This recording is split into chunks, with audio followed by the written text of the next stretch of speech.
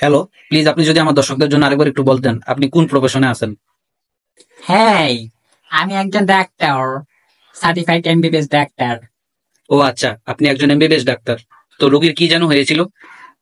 ও, পেশেন্টের কি হয়েছিল? পেশেন্টের হয়েছিল ব্রেন টিউমার। কি? Brain tumour. Brain tumour?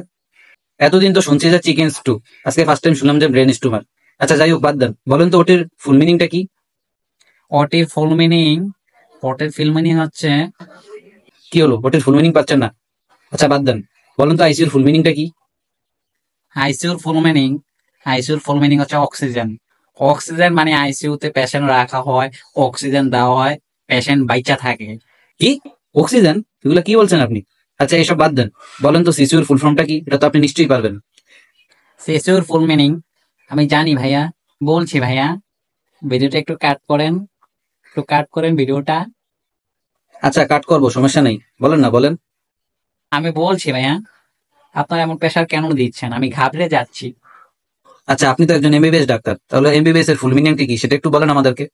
MBBS এর ফুল মিনিং হচ্ছে, আসলে ভাইয়া আমি তো ইন্টার্নি করছি এখনো, এখন আমি এমবিবিএস হয়নি, তাই এমবিবিএস এর ফুল মিনিংটা আমি বলতে পারছি না, এটা আমার ডিপার্টমেন্ট না। আপনারা ভিডিও শুরুতে বললেন যে আপনি একজন এমবিবিএস ডাক্তার, তাহলে আপনি এমবিবিএস এর ফুল মিনিংটাও জানেন না, এই সাধারণ নলেজ আপনার নাই? তাহলে কি আমরা বলতে পারি যে আপনি টিকটকের একজন ভুয়া ডাক্তার? কেন আপনি বলবেন যে আমি ভুয়ো টিকটকের ডাক্তার? আমি মনে প্রাণে বিশ্বাস করি আমি একজন ডাক্তার। আমি মনে প্রাণে বিশ্বাস করি আমি একজন ডাক্তার।